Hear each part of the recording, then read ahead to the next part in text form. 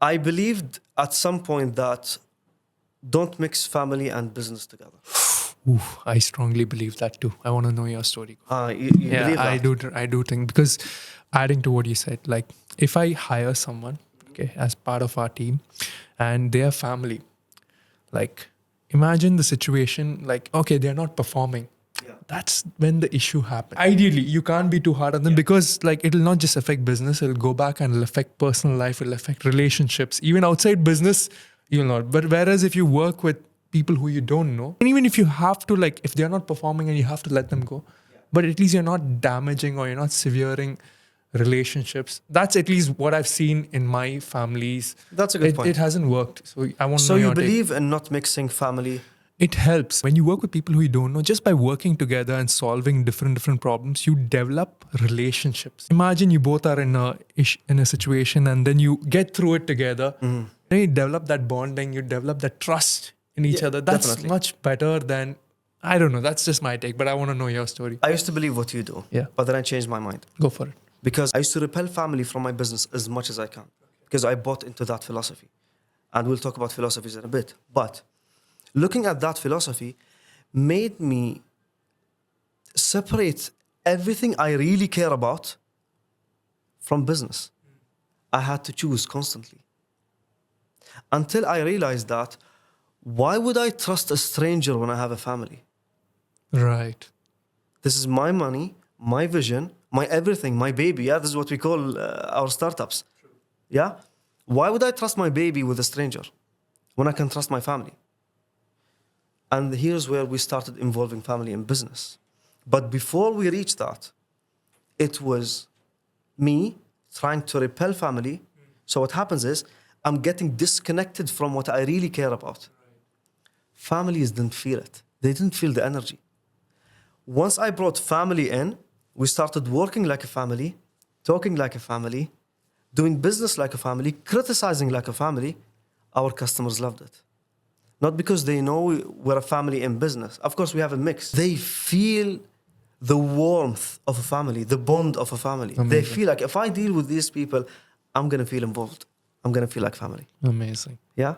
Okay. So that was a mistake. I highly suggest you try Inshallah. to trust your family.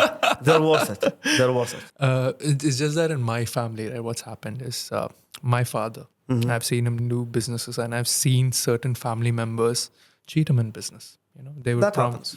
It does. And then, like you said, right, like family, you trust them 100%.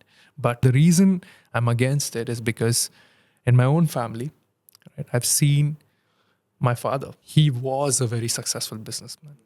Not anymore. Okay, not anymore. He had made a lot of money.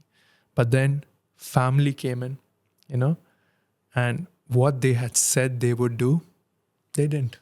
And when you put that amount of trust in family, and that backfires. And I've seen that happen. But I can see where it went wrong. You said when family come in and they tell you they're going to do something, you'll expect them to do it. Yeah. Now, let's look at it from the other scenario. I'm a stranger, you're hiring me, or I want to work with you, I want to partner with you. If I tell you we're going to do ABC, will you trust me? Not until I see some initiatives. Like, of course, I will take your word, but then I need to see you, like maybe 1 week what you've done, like in 2 weeks what you've done. Like I need to see steps by step. So you're going to see a track record of what I do. Yeah. You're going to have agreements with me. Yeah. I'm more than sure. Yeah. You don't do this, you do this. You don't do that, and we do this together. Right. You do this separately. So you're going to have all these agreements with me. You're going to make sure that I align with your values and principles. And you will make sure that I understand what you are expecting from me. And we agree, then move on. What happens with families is most people call a family member, expect them, like if I'm doing that, if I expect my family member to read my mind and to agree on all of that, automatically I'm mistaken, my friend. I need to have the same agreements with the member of the family. Okay.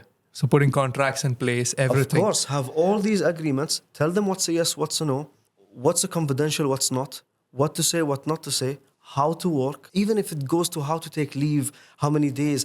If it can go to that depth, how will the finances work, how much they get paid, how much you get paid. If you have this agreement with a family member who you already trust. Okay, now I want to bring up something, right? Okay. I want to take a slight tangent off based on of trust. course, Okay? of course. Marriages. Okay. Two people trust each other, two people respect each other. They decide to get married, right?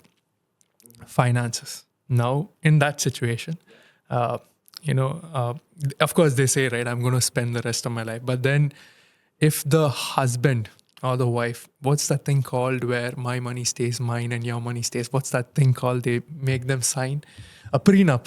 Yeah. Okay, you bring something like a prenup, which is an agreement in a relationship which they already trust so much. They're like, you don't trust me enough to make me sign an agreement and all that. Yeah.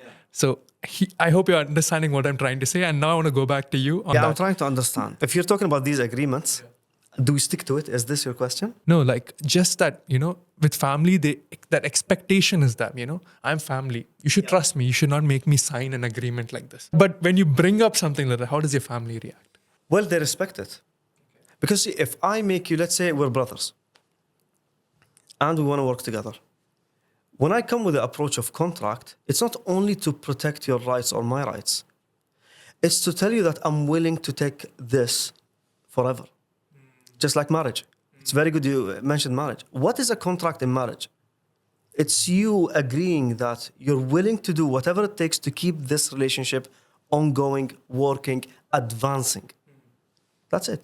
So when you come to a family member, don't come to them with an authoritative tone. Come to them with a collaborative tone. Hierarchy is a must, yes, I agree. But the more you respect their place as a family member, the more they will respect the kind of agreement you're about to propose.